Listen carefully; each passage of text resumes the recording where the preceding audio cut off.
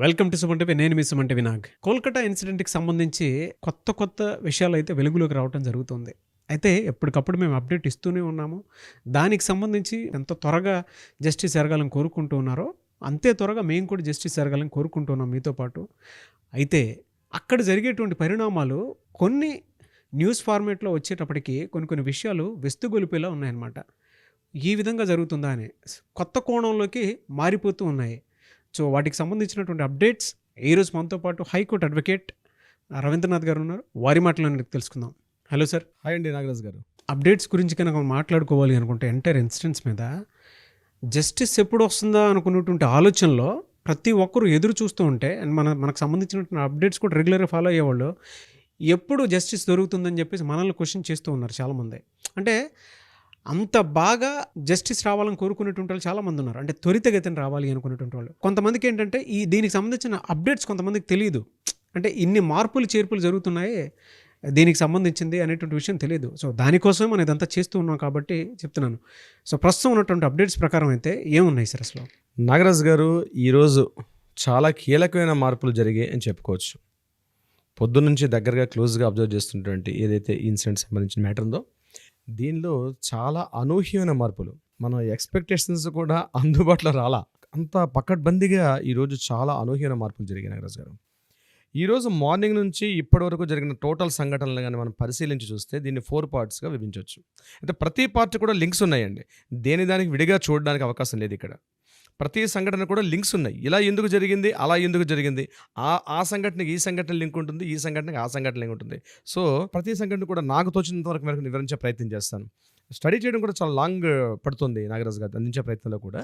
So first దీన్ని ఏంటంటే, ఈరోజు కాలేజీ ప్రిన్సిపాల్ ఎక్స్ ప్రిన్సిపాల్ గారు అతనికి ఈరోజు లై డిటెక్టర్ టెస్ట్ చేశారు. ఆయనతో పాటు మరొక 4 చేశారు లై డిటెక్టర్ టెస్ట్. ఎవరైతే విక్టిమ్తో పాటు ఆ రోజు పైన అదే సమయంలో సెమినార్ హాల్లో ఈమెతో పాటు డిన్నర్ చేసినటువంటి స్టూడెంట్స్ ఎవరైతే ఉన్నారో ఫస్ట్ ఇయర్ పీజీటీ స్టూడెంట్స్, వాళ్ళందరినీ కూడా ఈరోజు వాళ్ళు కూడా లై డిటెక్టర్ టెస్ట్ చేశారు. ఇది కాకుండా ఒక ఫింగర్ ప్రింట్ టెస్ట్ కూడా చేశారండి ఈరోజు. ఫోరెన్సిక్ వాళ్ళు వచ్చి ఫింగర్ ప్రింట్స్ టెస్ట్ చేశారు. ఇప్పటివరకు ఇలాంటి ఒక క్యాటర్ ఉందని ఈరోజే బయటకు వచ్చింది. ఇప్పటిదాకా న్యూస్లో రాలా ఆ ఫింగర్ ప్రింట్స్ చేసిన పర్సన్ పేరు. ఇది కాకుండా కాలేజీ హౌస్ స్టాఫ్ను కూడా ఈరోజు ఆమె యొక్క ఫింగర్ ప్రింట్స్ కూడా తీసుకున్నారు.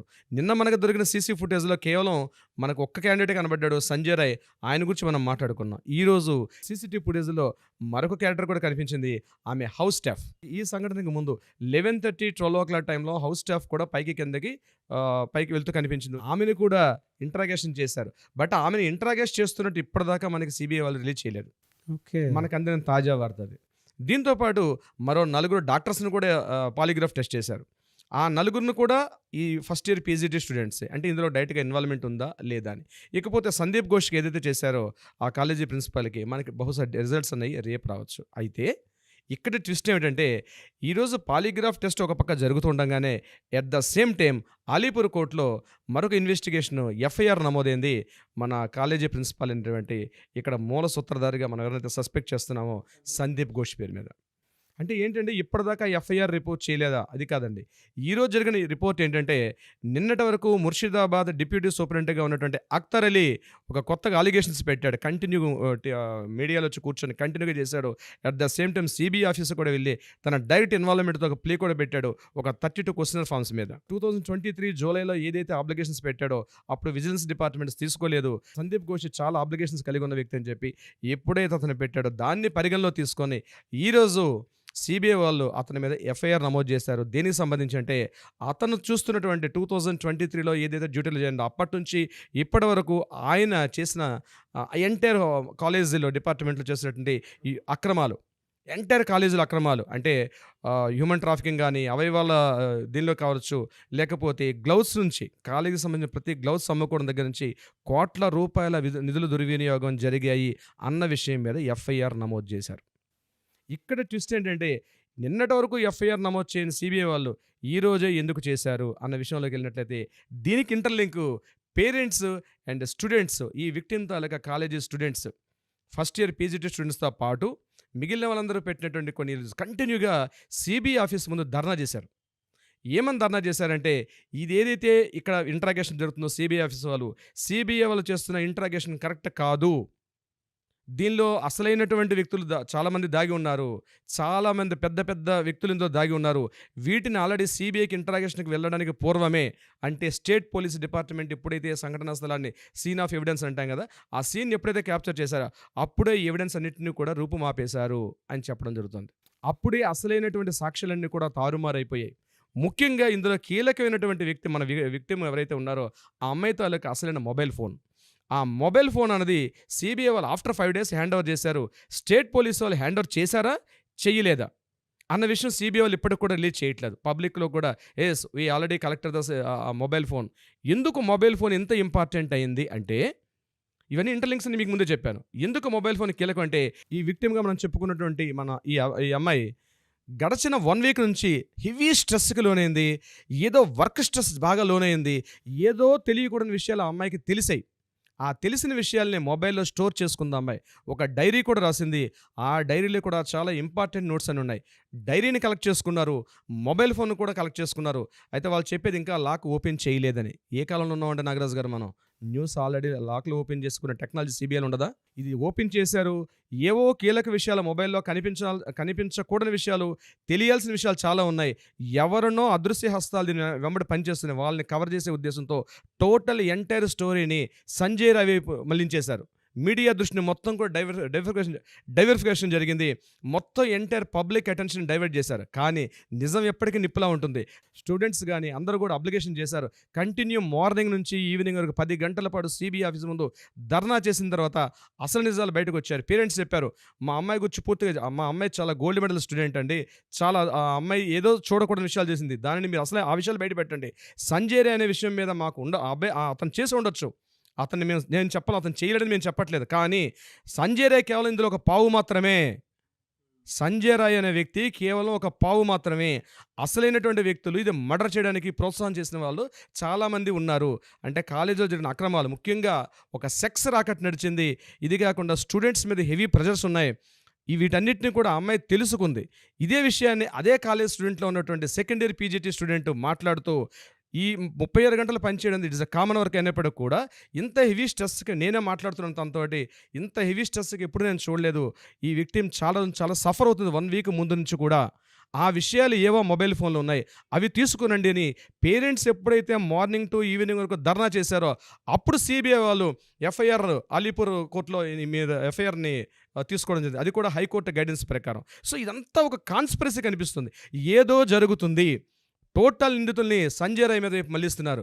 ఇదే విషయాన్ని కవితా సర్కార్, అంటే సంజయ్ రాయ్ వైపు ప్రభుత్వం నియమించినటువంటి న్యాయవాది అయినటువంటి కవితా సర్కార్ కూడా ఒక కీలకమైన స్టేట్మెంట్ ఇచ్చారు. నా క్లయింట్ అయినటువంటి సంజయ్ రాయ్ ఒక ఇన్నోసెంట్, వీలైతే మరొకసారి కూడా అతనికి ఇంకోసారి లైటెస్ట్ చేయడానికి కూడా అతను రెడీగా ఉన్నాడు. అతనితో పాటు మేము కూడా రెడీగా ఉన్నాం. అతని ఇన్నోసెన్స్ని ప్రూవ్ చేసుకోవడానికి కూడా కవితా సర్కార్ అఫీషియల్గా ఇన్నోసెన్స్ గురించి చెప్పడం జరిగింది. సో ఇవన్నీ గమనిస్తుంటే నాగరాజు గారు, ఇది ఒక్క మర్డర్, ఈ విక్టిమ్ ఏది జరిగిందో ఇది కేవలం రేప్ మర్డర్ కాదు. ఇది ఆల్రెడీ గ్యాంగ్ రేప్ అనే విషయాన్ని ముందు చెప్పారు, తర్వాత కాదని ఇదే సిబిఐ వాళ్ళు ఏం చెప్పారు, ఇది గ్యాంగ్ రేప్ కాదన్నారు. ఫస్ట్ పబ్లిక్ అండ్ డైవర్ట్ చేసినప్పుడు ఏమన్నారు, ఆమె వెజినాలో 150 గ్రామ్స్ తాలూకా ఒక విసిడ్ ఉంది, ఇదంతా ఫస్ట్ అట్లా డైవర్ట్ చేశారు. తర్వాత ఇష్యూని డైవర్ట్ చేసుకుంటూ సంజయ్ రాయ్ మళ్ళించారు ఎంటైర్ దృష్టిని కూడా. సో ఇక్కడ ఎవరినో కాస్తున్నారు, ఎవరినో ప్రొటెక్ట్ చేయడానికి ఈ దుస్సంఘటనలు జరుగుతున్నాయి. ఈరోజు ప్రతి సంఘటన లింక్ పెట్టుకుని చూడాలి. అంటే బీయింగ్ ఎన్ అడ్వకేట్స్గా మాకు ఆ క్యూరియాసిటీ మాకు ఉంటుంది, ఆ లింకప్ చేసే టెక్నాలజీ మాకు ఉంటుంది. సో దీని అర్థమవుతుంది ఏంటంటే ఇదంతా కూడా ఏదో జరుగుతుంది. ఇది కానీ బయటకు రాగలిగితే మాత్రం నిజంగా ఒక అద్భుతమైన స్టోరీ అవుతుంది. ఇలాంటి సంఘటనలు మరలా జరగకుండా ఉంటాయి. ఆర్జేకర్ మెడికల్ కాలేజ్ అంటేనే పెట్టింది పేరు ఇట్లాంటి అక్రమాలకు తావున్నటువంటి వ్యక్తి. ముఖ్యంగా మనం అబ్జర్వ్ చేయాల్సింది, ముందు రోజు రిజైన్ చేశాడు, ఇమీడియట్గా సంఘటన జరగగానే రిజైన్ చేశాడు. అతనికి ఇమీడియట్గా మరో పోస్టులోకి కీ పోస్ట్ పంపించినటువంటి కొన్ని అదృశ్య శక్తులు ఉన్నాయి. ఎప్పుడైతే రిజైన్ చేశాడో అక్కడ ఆ ఒక్క ఆధారం చాలండి. ఆ ఒక్క ఆధారం దేనికో దారితీస్తుంది. సో ఈ సంఘటనలో నాగరాజు గారు అనేక అనుమానాలు తావిస్తున్నాయి. ఒకటి, ఎక్స్ ప్రిన్సిపాల్ హెడ్ సందీప్ ఘోష్కి 1 ఇయర్ బ్యాక్ అతని బర్త్డే విషెస్ చెప్తూ మమతా బెనర్జీ డైరెక్ట్గా లెటర్ రాయడం, అదొక కీ పాయింట్గా తీసుకోవాల్సిన అవసరం ఉంది. నెంబర్ 2, ఎప్పుడైతే రిజిగ్నేషన్ ఇచ్చేశారో ఇమ్మీడియట్గా మరో ప్లేస్లో పోస్టింగ్ పెట్టడం. ఇది కాకుండా ఎవరైతే సంజయ్ రాయ్ మదర్ ఉందో సేమ్ స్టేట్మెంట్ రిలీజ్ చేశారు. ఇక్కడ సంజయ్ రాయ్ ఏ స్టేట్మెంట్ రిలీజ్ చేశాడో, ఈరోజు కవితా సర్కార్ ఏ స్టేట్మెంట్ రిలీజ్ చేసిందో సేమ్ స్టేట్మెంట్ మదర్ కూడా రిలీజ్ చేశారు. మా అబ్బాయి కేవలం ఇందులో ఒక పావు మాత్రమే, అసలైన దోషులు ఉన్నారు, వాళ్ళని పట్టుకుంటే నిజాలు బయటకు వస్తాయని చెప్పడం వాళ్ళ మదర్ కూడా ఇచ్చిన స్టేట్మెంట్. ఇది కాకుండా మమతా బెనర్జీ ఒక రాష్ట్ర ముఖ్యమంత్రిగా, వైద్యారోగ్య శాఖ మంత్రిగా ఉంటూ కూడా ర్యాలీ తీయడం, చరిత్రలో ఎక్కడ లేని విషయం ర్యాలీ తీసి ధర్నాలు చేయడం. హోమ్ మినిస్టర్ ఉండి ఒక వైద్యారోగ్య శాఖ మంత్రిగా ఉండే ర్యాలీ ధర్నా చేస్తూ కూడా ఒక స్టేట్మెంట్ ఇచ్చారు ఆవిడ. ఎంత తొందరగా వీలైతే అంత తొందరగా ఈ కేసుని క్లోజ్ చేయండి, ఫాస్ట్ ట్రాక్ కోర్ట్స్ని పెట్టండి, 15 రోజులుగా కంప్లీట్ చేసేయండి, సంజయ్ రాయ్ని వారం రోజులాగా నెక్స్ట్ సండేలోగా ఉరి తీసేయాలి అని ఒక స్టేట్మెంట్ ఇచ్చారు. ఈ స్టేట్మెంట్స్ అన్నీ మనం లింకప్ చేయాలి నాగరాజు గారు. అప్పుడే అసలైనటువంటి విషయాలు బయటకు వస్తాయి. ఏదో తొందరగా చాలామంది పబ్లిక్ కోరుకుంటున్నారు, తొందరగా సంజయ్ రాయ్ దొరికాడు, అతను ఉరి తీసేయాలి, ఉరి తీసేస్తే ఈ కేసు క్లోజ్ అయిపోతుంది, టాస్క్ ఫోర్స్ రిలీజ్ అయింది, టాస్క్ ఫోర్స్ చేసిన అమెండ్మెంట్స్ ఇంప్లిమెంట్ అయిపోతాయి. కాదు, ఇక్కడే న్యాయస్థానం తన పాత్రను పోషిస్తుందండి. మనం అనుకుంటాం తొందరగా న్యాయం కావాలని కోరుకుంటున్నా కానీ ఇక్కడ న్యాయస్థానం తన పాత్ర, ఒక పెద్దన్న పాత్ర అంటారు చూసారా, ఆ పాత్ర పోషిస్తుంది. నిజానిజాలు వెలుగులోకి రావాలి. సిబిఐ ఇచ్చింది కరెక్టా కాదా, ఇవన్నీ ఇంటరాగేషన్ జరుగుతాయి. అదృష్టం కొద్దీ చంద్రచూడ్ అని సుప్రీంకోర్టు మన ధర్మాసనం న్యాయమూర్తి గారు ఇందులో ఇన్వాల్వ్ అవ్వడం నిజంగా హ్యాట్స్ ఆఫ్. ఖచ్చితంగా ఇవన్నీ వెలుగులోకి వస్తాయి. అంటే అందుకే కోర్టు ట్రయల్స్లో ఉండగానే సిబిఐని మళ్ళీ ఎంక్వైరీ చేయమని చెప్పేసి చెప్పినట్లు కూడా. ఎగ్జాక్ట్లీ అండి. సెప్టెంబర్ 5కు వాయిదా వేశారు విచారణ, నెక్స్ట్ వాయిదా ఎందుకు వేశారు? ఈ టైంలో జరగాల్సిన మార్పులన్నింటినీ కూడా సుప్రీంకోర్టు 3వ కన్ను చూస్తుందండి. అందుకే జ్యుడిషియల్ కస్టడీలోకి తీసుకుంది సంజయ్ రాయ్. జ్యుడిషియల్ కస్టడీలో తీసుకున్నారు. ఇవన్నీ కూడా ఒక సంజయ్ రాయ్ అయితే ఇప్పుడు ఎవరిని మనం నిందితుడా, ఇతనే చేశాడా, గ్యాంగ్ రేప్ జరిగిందా అని ఈ సెషన్లో మనం చెప్పే ఉద్దేశం కాదు. జరిగిన సంఘటనలన్నీ కూడా బీయింగ్ అన్ అడ్వకేట్గా లింకప్ చేసుకుంటూ వెళ్తే ఇందులో నిజంగా ఏదో ఒక కాన్స్పిరసీ అయితే ఉంది దీంట్లో. అది వెలుగులోకి రావాల్సిన అవసరం ఉంది. కానీ ఇప్పుడే నాకు అనిపిస్తుంది సార్, అంటే దేశం మొత్తం కూడా దీనికి సంబంధించిన జస్టిస్ కోసం చూస్తుంది అని అంటే అక్కడ పెద్దది జరిగింది కాబట్టి దీని వెనక ఒక్కొక్క పెద్ద ఏదో దాగి ఉంది విషయం అనేది తెలుస్తూ ఉంది. ఎంటైర్ కలకట్టా స్టేట్ మొత్తం అండి, వెస్ట్ బెంగాల్ స్టేట్ మొత్తం కూడా, ఇంక్లూడింగ్ ఈరోజు ఆటో డ్రైవర్స్ కూడా అండి, క్యాబ్ డ్రైవర్స్, వాళ్ళకి ఏం సంబంధం అండి, ఎటువంటి రిలేషన్ లేదు. వాళ్ళ డైలీ డ్యూటీస్ని కూడా విడిచిపెట్టి వెస్ట్ బెంగాల్లో ఈరోజు రోడ్లో ఎక్కి ధర్నాలు చేశారు. ఎంటైర్ యావత్ స్టేట్ మొత్తం జరుగుతుందండి ఒకే ఒక తాటి మీద. ఇంకొక ఇంపార్టెంట్ అంటే వామపక్షాలు సిపిఐ సిపిఎం కూడా ఇప్పుడు రారండి, వాళ్ళు కూడా దీంట్లో ఇన్వాల్వ్ అయ్యారు. ఎంటైర్ మమతా బెనర్జీ అనేది సింగిల్ అయిపోయింది. ఎంటైర్ స్టేట్లో ఉంటే డిఫరెంట్ పార్టీస్ అందరూ డిఫరెంట్గా ఉన్నారు. సెంట్రల్ గవర్నమెంట్ ఇప్పటిదాకా ఒక స్టేట్మెంట్ ఇవ్వలేదు. నేనేమంటానంటే మోడీ గారు కూడా ఈ విషయం మీద ఇప్పటికీ ఏదో ఒక స్టెప్ తీసుకోవాలి.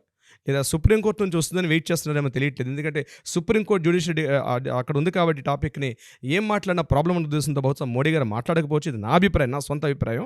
బహుశా ఏదైనప్పుడు కూడా ఈ ఇష్యూ ప్రతిక్షణం తారాజువ్వల రగులుతున్నటువంటి ఒక నిప్పు కొలిమిలా ఉందండి. రాబోయే ఏమి మార్పులని జరగవచ్చు. ప్రతి ఒక్కరూ కూడా జస్టిస్ ఇన్ టైంలో జరగాలి అని కోరుకునేటువంటి వాళ్ళే ఉన్నారు. అయితే కొత్త విషయాలు అయితే వెలుగులోకి వస్తూ ఉన్నాయి.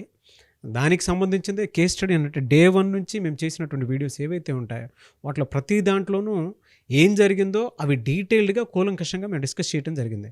ఎందుకు అనంటే ఇది మన ఇంట్లో సమస్యగా భావించే ప్రతి ఒక్కరు కూడా దీనిపై జస్టిస్ కావాలని అనుకున్నారు కాబట్టి, మీరు మాతో పాటు ఉన్నారు కాబట్టి మేము ముందుకు వెళ్తూ ఉన్నాము.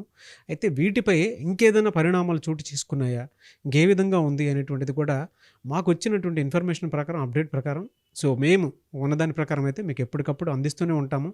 అండ్ డెఫినెట్గా సార్ జస్టిస్ త్వరగా జరగాలి. అండ్ ఇందులో కొత్త కోణాలు అయితే బయటకు వస్తూ ఉన్నాయి. నిజంగా షాకింగ్ నిజాలైతే బయటకు వచ్చేటువంటి అవకాశం ఉందని భావిద్దాము.